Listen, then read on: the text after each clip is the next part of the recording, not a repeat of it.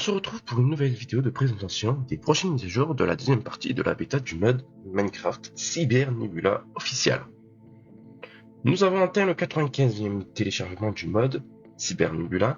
C'est un vrai exploit et cela montre combien vous êtes nombreux à tester les dernières versions ou les nouveautés.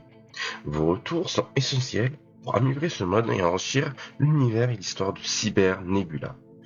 Un grand merci à Soleil Bleu, Trainmaker et Link, ainsi que à toute la communauté pour vos idées et vos retours et votre soutien dans ce projet. La phase 1 présentait le début de l'univers du mode, une dimension permettant d'explorer une partie de l'histoire de Cyber Nebula appelée Crashtal. C'est une terre hostile, avec des environnements dangereux comprenant des trous, des montagnes et des grandes falaises. La nuit est particulièrement périlleuse, mais le jour, il faut aussi rester vigilant. Il est nécessaire de collecter des minerais pour fabriquer vos premières armures en technium, indispensables pour survivre dans ce monde hostile. Vous pouvez découvrir des structures de nouvelles mécaniques, comme les blocs de récompense similaires aux Lucky Blocks, et des ressources précieuses à trouver dans ces structures. Afin vous affrontez le guerrier Protorbot Volgarn, un boss avec une mécanique de combat dynamique qui change selon les situations. Le bloc de catalyseur du vide fulgurant, quant à lui, vous permet de rembourser vos fabrications. J'ai testé le mode en réalisant une série dédiée pour vérifier l'équilibrage et détecter les bugs. Cela m'a permis de repérer plusieurs problèmes et de corriger des déséquilibres. Le but de la phase 1 était de vous faire découvrir les premières fonctionnalités que j'appelle une extension, sous le nom de Cyber Nebula. Cette phase initiale n'incluait qu'une partie des nouveautés prévues, juste assez pour que vous puissiez commencer à jouer. La phase 1 a beaucoup plu et nous a permis de repérer les points à améliorer. Les problèmes d'équilibrage et les bugs seront corrigés dans les prochaines versions. Actuellement, je travaille sur la phase 2 de la bêta. Avec l'extension Mythologie spirituelle, elle apporte non pas une, mais deux nouvelles fonctionnalités ambitieuses, qui permettent d'explorer plus sereinement la région de la friche de Northsea, également connue sous le nom de Neutrbot. Cette extension explore différentes mythologies qui peuvent être vénérées pour obtenir des bénédictions ou subir des malédictions. Mais attention, seules les créatures joueurs qui croient à ces mythologies peuvent bénéficier de leurs effets. Je vous présente ainsi la Brigade des Sentinelles, une référence aux créatures sentinelles déjà existantes. Ces entités sont là pour vous aider à combattre des créatures dangereuses comme le boss Volgarn, mais aussi d'autres ennemis redoutables. Vous devez entretenir vos tourelles pour recevoir des bonus et les protéger grâce à un véhicule spécial qui permet de les activer. Sans ce véhicule, les tourelles ne fonctionneront pas. Ce véhicule est un nouveau moyen de transport. Une fois monté, il fonctionnera comme une voiture, vous permettant de vous déplacer rapidement et d'explorer la dimension plus efficacement. Sa fonction principale est d'activer vos tourelles.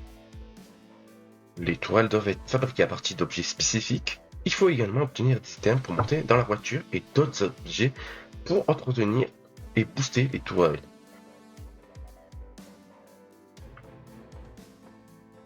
Sentinelle de Volcry, de couleur rouge, préférence, inflige des dégâts de feu et d'explosion, augmente la résistance au feu des autres tourelles, peut invoquer de petites créatures pour vous assister. Sentinelle de Viridion, de couleur jaune, tourelle de support, donne des effets de régénération et aux autres sentinelles, peut améliorer des dégâts ou ajouter de la vie supplémentaire.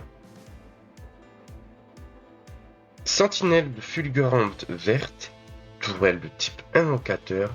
Ces invocations infligent de lourds dégâts ou soutiennent à longue distance, permet de renforcer l'importance stratégique de la tourelle pendant le combat. Pour terminer sur cette fonctionnalité, il y a un nouveau bloc générateur d'énergie. Il produit de l'énergie qui peut être utilisée par vos tourelles. L'énergie se décharge lors de l'utilisation et se régénère uniquement pendant la journée. La deuxième fonctionnalité s'appelle les chasses éternelles. Le principe est simple, récupérer des âmes éternelles pour les échanger contre des ressources auprès d'un villageois. Type de rareté des âmes, il y a 4 types. Commun, atypique, rare, épique. Ces âmes sont obtenues en tuant des créatures, par exemple un mouton, créature commune, donnera des âmes de type commun. Âmes éternelles divines, les âmes divines sont obtenues en combattant des créatures plus puissantes, comme le Wither, le dragon ou le Warden. A noter, Volgarion ne donne pas d'âme divine directement, mais il peut être échangé via sa plume céleste. Ces âmes seront utiles au début, au milieu et à la fin de partie, car elles peuvent être échangées contre presque toutes les ressources de Minecraft, à l'exception l'œuf de dragon et l'étoile du Nether et de la plume de Volgarion. Je n'ai pas encore commencé le développement complet de cette fonctionnalité, mais elle sera implémentée après avoir terminé avec la première fonctionnalité. De plus, cette fonctionnalité ne se limite pas aux âmes. Lorsqu'un monstre de type divine est tué, il peut également donner une ressource spéciale. Cette ressource peut ensuite être échangée auprès d'un villageois contre des âmes éternelles. Les créatures divines sont très rares et leur apparition sera signalée par un message d'alerte dans le jeu, afin que vous puissiez vous préparer à les affronter. J'ai travaillé sur 3 nouvelles créatures, Cirkis, Arcturok et Nectara. Je vous les présenterai plus en détail dans une prochaine vidéo dédiée. Certains ajouts comme la pince des intégrateurs étaient initialement prévus pour la phase 1, mais ont été reportés pour la phase 2 ou 3, afin d'améliorer leur qualité et intégration.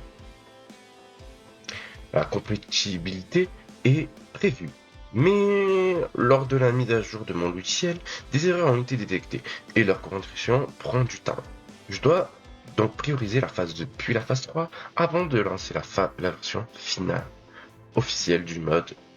Inclura les corrections de bugs, l'équilibrage, la compatibilité avec les dernières versions de Minecraft. Actuellement, le mode est disponible en anglais. Je pourrais éventuellement ajouter d'autres langues pour mieux vous l'adapter, mais ce n'est pas une priorité pour le moment. Cela pourrait être envisagé après la sortie de la version officielle, avec éventuellement des versions séparées pour chaque langue. Mon objectif actuel est de développer et enrichir l'histoire de Cybernebula, puis de travailler l'équilibrage, la correction de bugs et la compatibilité. Beaucoup de choses que j'ai annoncées pourraient être modifiées ou adaptées au cours de développement. La phase 2 est prévue fin 2025 ou début 2026, avec un possible retard de 1 à 2 semaines qui reste un don de mes déficits actuels. Merci d'avoir regardé cette vidéo. N'hésitez pas à consulter les discussions dans l'onglet communautaire pour être informé des dernières mises à jour.